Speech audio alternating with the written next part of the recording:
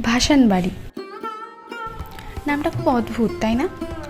ভাবো, এটা এমন একটা বাড়ি যেখানে সময় থেমে গেছে। না, এটা কোনো হরর স্টোরি নয়, এটা অপেক্ষা, ভালোবাসা আর মহাবিশ্বের কিছু অজানা রহস্য।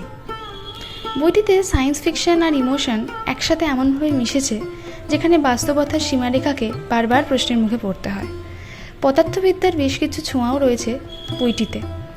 ভাসান বাড়িতে সময় শুধু ঘড়ির কাঁটার মতো বয়ে চলে না, বয়ে যায় স্মৃতি ও অনুভূতির মধ্যে দিয়ে।